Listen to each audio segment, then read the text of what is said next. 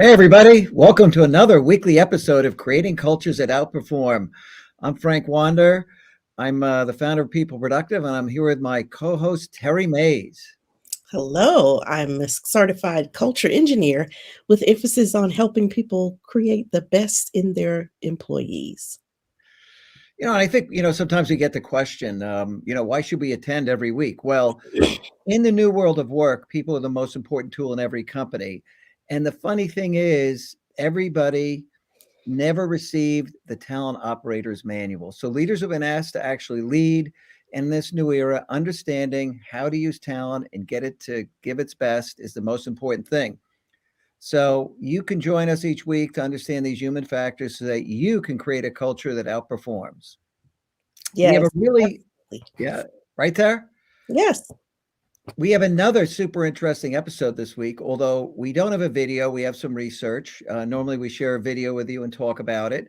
But this is important research. This is on the observer effect. I think you'll be really amazed when you see how humans are wired and what that may very well mean for your organization. A lot of experiments have been done testing what happens when people are observed, even by just a poster with eyes on it. And it's very, very interesting and it's real. And it's something that as a leader you should be aware of because it matters in a world of remote work where people are online working together, doing all sorts of things. So, Tara, what do you think?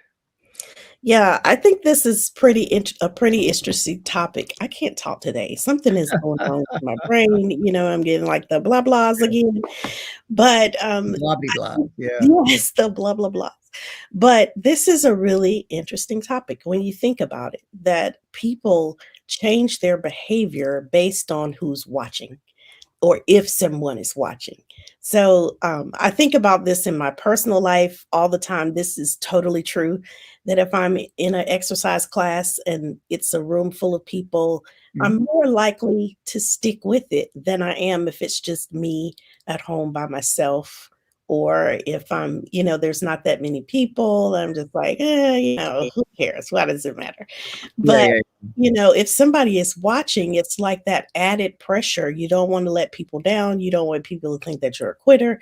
It's all about image. And so I totally see how having just the eyes looking at you or having someone observing you would make a difference in how you behave.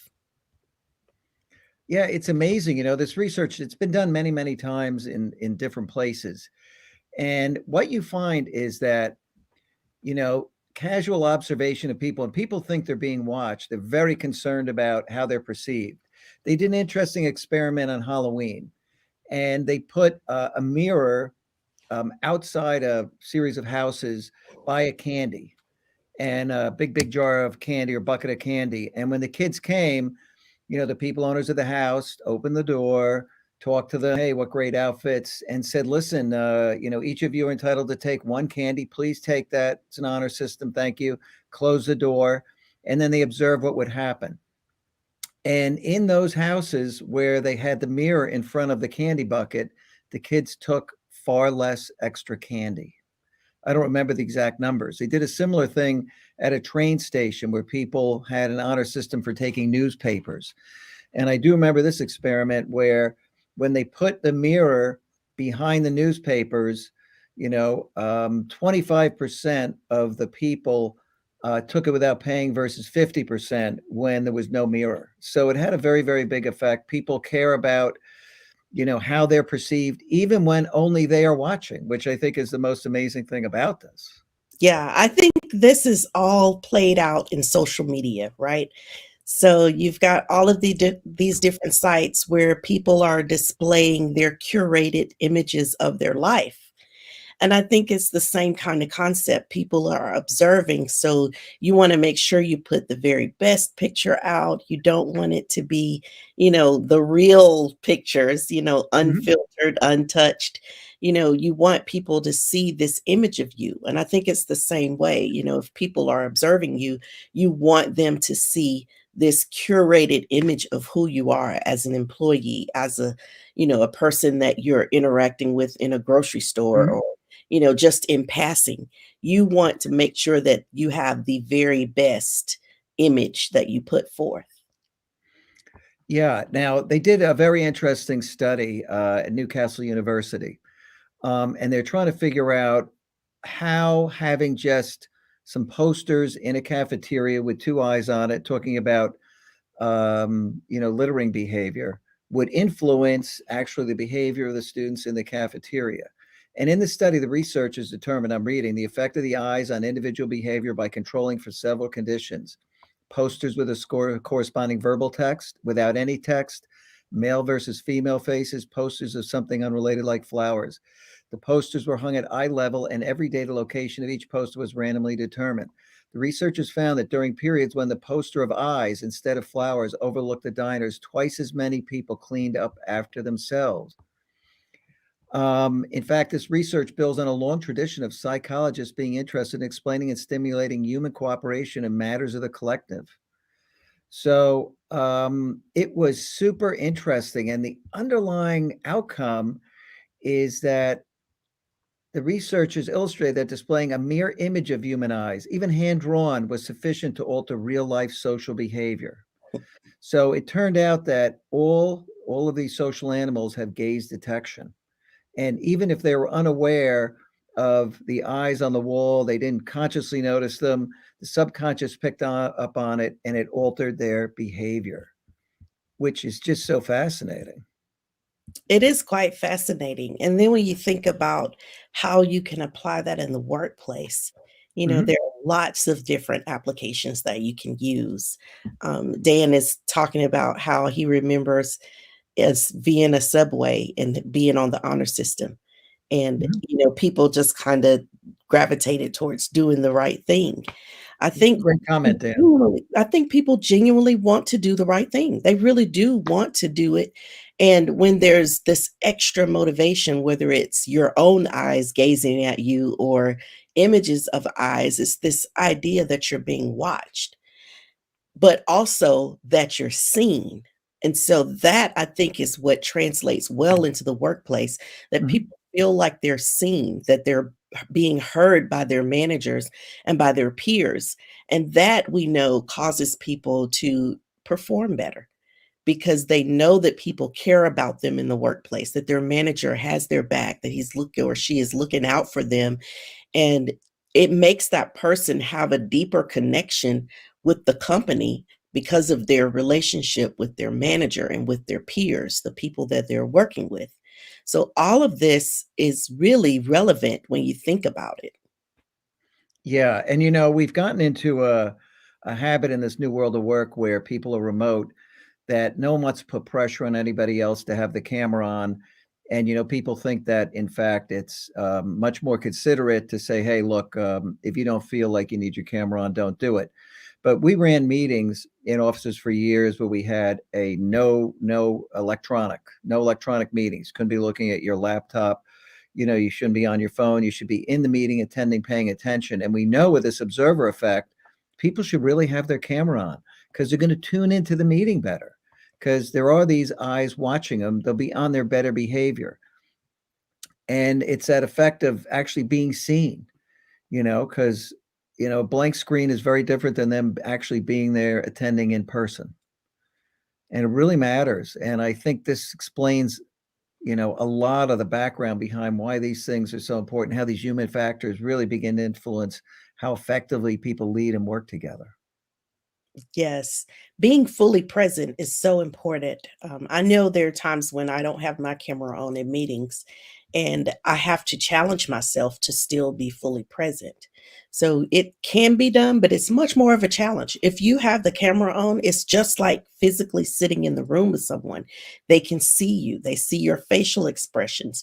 We've talked about this before. A lot of communication that we're doing is not coming out of our mouth. It's coming from our body language and our facial expressions. So you're losing a lot by keeping the camera off. You're losing a lot by not being fully engaged. And, that's not to say that you're not fully engaged when the camera is off, but you're Mhm. more likely to be more engaged when it's on. And that is just a statement of fact. I've been guilty of saying, I haven't combed my hair or I didn't put on makeup or something like that. So I don't want to turn the camera on. But it does make a difference. It really does make a difference in how you are perceived in the meeting, and when you're paying closer attention when you have your cameras on, you just really get, I think, a better meeting. I think you do get a better meeting experience, and you're less likely to drift off and wander into doing something else because you're already on the computer, like checking email with all these other Oh, yeah. distractions or checking social media, looking at your phone. You're more likely to do that if you have your camera off. Yeah, and it's interesting, we go out and we study companies, we assess how effectively they're using talent, and we help them get the most effective use of human capital. One of the things that comes up high on the list of things that are in the way of really the most effective use of talent is unproductive meetings, very high on the list, interruptions, this meeting madness that goes on. And, not only should you limit the number of people who come to meetings, you really ought to try to do them as fast as you can, get everybody engaged and productive during that meeting, use good meeting practices, all sorts of things. But a good meeting practice is people attend with their camera on when they're remote. I mean, that's really is the way you got to run it. And I don't think you should settle for less because you're really sub-optimizing how effectively people are working together and collaborating. And that's science. People are going to be more engaged when they're being watched. And that's kind of that informal observation, right? Because no one's staring at them, but their camera's on. People actually hate being watched. And that formal observation of really, standing over somebody and watching what they're doing, nothing could be more annoying. That's micromanagement. And, you never go there. But you really want this informal observation where people are participating with their camera on. It matters. They're more engaged, they're participating better, they're much more aware of exactly, how they're appearing on camera. It's all good. It really is. Yes, I think so. Marcelo, will you bring up the key takeaways?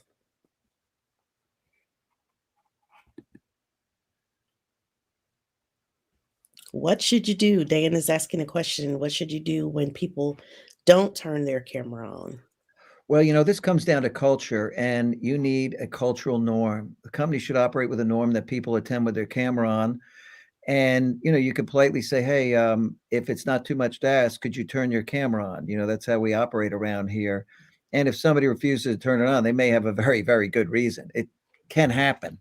They could be on mute for a good reason. Something crazy is going on in the house behind them.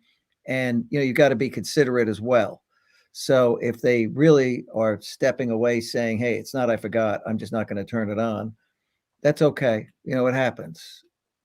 Or they're still in their pajamas. Yeah. They didn't get up on time. Yes, That happened. absolutely. So the key takeaways, really, we've talked about this before. We Uh-huh. humans are social beings. We are just social animals. So everything that we do consciously and Mhm. subconsciously is all about regulating our public image.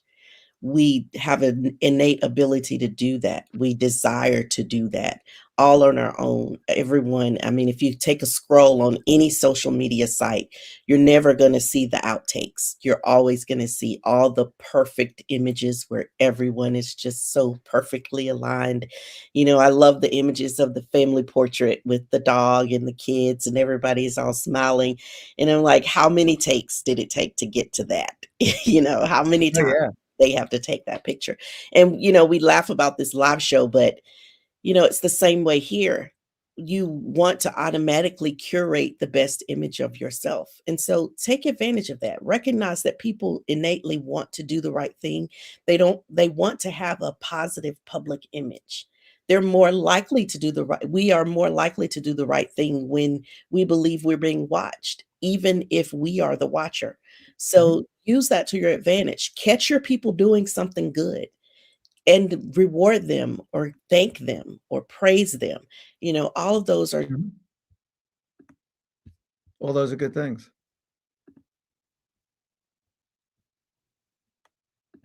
Ah, did we lose Terry for a moment? Yeah, it looks like we did. I'll go on. Terry will rejoin us in a moment. I'm going to quickly post this. You guys could go to that Scientific American article. I think you might find this really interesting. talks a little bit about this. You could take that link and copy it. And Louis, I thank you for the comment. He says, is it fair to say there's a sense of guilt when you're being watched? The reality is that there can be a sense of guilt, if in fact you're doing something that doesn't conform to what the norms are, or you're trying to get away with something and you're on camera. I think it's fair to say that that is in fact the case, that you will sense that guilt, right? Because you're being a nonconformist, and there is guilt that's associated with that, without a doubt. Hey, Tara, we lost you for a moment. Oh, wow. Never Oh, happened before. thanks. I was just Yeah, on a roll, chatting it up. never happened before. Yeah.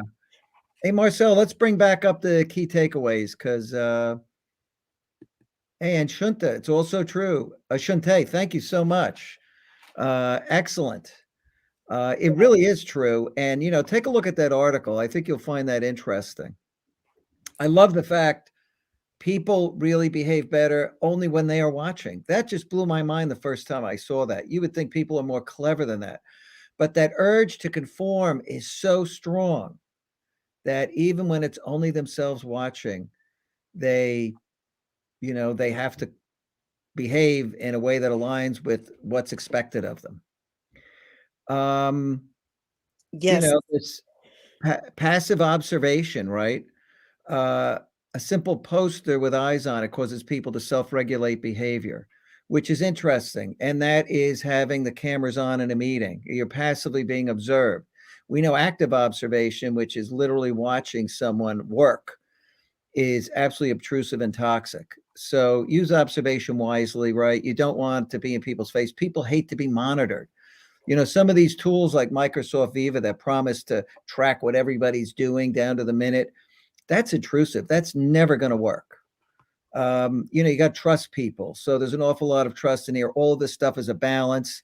If you have a lot of people in the office, a couple of posters with just eyes on them, very unobtrusive, and suddenly people will be behaving better because that neural wiring will go off, right? And it's fascinating that this is actual neural wiring that you consciously may not be aware that those eyes are there, but subconsciously your behavior is being regulated because you're being watched and your subconscious knows it, even if you don't.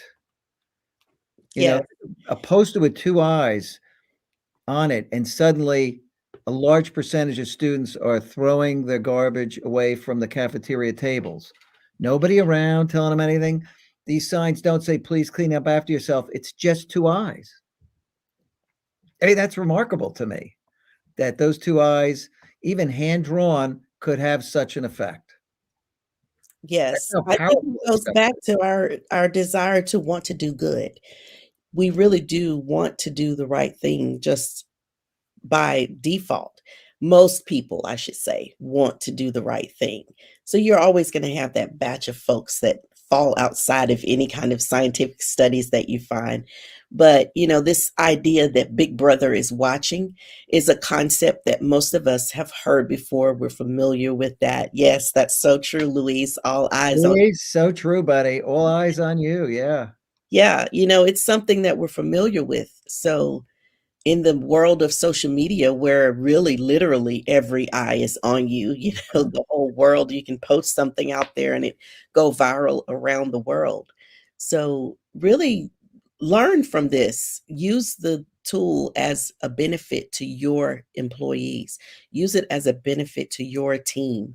It's a way to build some real good value in your employees by letting them know that they're seen and heard and valued. And that's really what people are after. They don't want to be stalked. So you don't want to do too much observation and, too much micromanaging. You don't want to get into that space. But Mhm. recognizing that people are doing good work, they're working hard, especially in these times with just such crazy hybrid workforce that we're in with the COVID situation, with masks and not wearing masks, and kids are in school and then they're at home. And, there's a lot that people are juggling. Make sure you take time to acknowledge that. This is something that we've never experienced before in the world. So make Yeah. sure you're paying attention to your people and you're acknowledging the hard work that they're doing. It may not be excellent or, exactly like it was in the office, but that's okay. Like, recognize that people are juggling more things now than they had to juggle when they were in the office. You think about the moms and the dads that have little kids around their ankles while they're in Yeah, meetings, and, dogs are coming into the meeting barking. yeah. Like, it's just Some funny things that moments, we boy. wouldn't have had before. Yeah, we never had this before. So acknowledge that and give people some grace. Acknowledge it and pat them on the back. Thank people for what they're doing in the situations that we're working through. So, your move next, and this one is a good one for me because sometimes I don't turn my camera on either, but turn your camera on in your next meeting. Ask Yeah, attendees to be fully present and watch what happens. Productivity and interaction automatically increases because people have their cameras on. You can see what they're doing. So automatically you can ask people a direct question and see their facial expressions. You can see their body language with the cameras on. So take advantage of that. Use these tools to help you create some cultures that outperform. yeah, and, I did share a link, but for some reason with StreamYard, it only goes to Facebook and YouTube automatically in the comments, so I don't think, the folks participating through LinkedIn saw it, and this is one of their recommended tools, so tell me that's not a little bit crazy. You tend to work more at home versus when you're in the office, Shante? Absolutely. I think people get a lot more done. And I could speak for myself and certainly many people I've spoken with. There are fewer distractions, but corporations and organizations have managed to actually fill the day with meetings. So in some cases, people are on at 7 a.m. till 6 o'clock at night. And there's a new problem, right? Yeah. That kind of lack of work-life balance, even though you're home. Yes, absolutely. Having those excessive meetings, it's just too much. People Yeah. are absolutely going to start checking out. They're going to turn their cameras off because they're going to start doing other things when you have too many meetings where people are just not given that time to stop and think or reflect and just take a break. I've been in several meetings where people are like, can I just have 5 minutes to go to the bathroom? Because they've literally been going from meeting to meeting to meeting. Or I just really like to grab a cup of coffee. Is that okay if we take 5 minutes? And I'm like, absolutely. Like, this is just a crazy time where we're booking people back to back to back to back where they can't even go to the potty. Like, something is Yeah. wrong with that. Yeah, yeah. And listen, Shante Louis, I'm going to go and post these two links and I'll directly send them to you through the LinkedIn comments. And take a look because I think you'll be amazed when you read these. And this is the power of these human factors. It just always blows me away that there's so much power there to motivate people and modify behavior in a very positive way. Because this is how you want to get things done, right? There's no force involved. You want to do things in a very subtle way. This is one of the tools, without a doubt, right? Yes, absolutely. Well, I guess, Tara, that's kind of coming to the end of this, right? I think so. One thing I didn't do is look up our next show. Oh, next show is a good one, actually. We're going to talk about kind of the Olympic medals and people's perceptions of winning and losing. And it's really interesting, but they've done all these facial recognition experiments and others, and they show that bronze medalists are happier than silver medalists. And that's really interesting to know, right? Being second best in the world, you're not happier than the third best. But, there is a science behind that that I think it's worth everybody understanding. So we're going to dig into that a little bit. What does that mean for the workplace in terms of people's reward and recognition? It has real implications, and it has to do with how you lead them and the expectations you set and whether or not they're disappointed with the level of achievement that they have. So I think it's a home run and certainly a fascinating fact that most people don't know, but it's a real human factor. Yeah. So listen, we will see you here same time next week. We'll get those links off to you, and thank you for coming. Yes, thank you. Bye for now.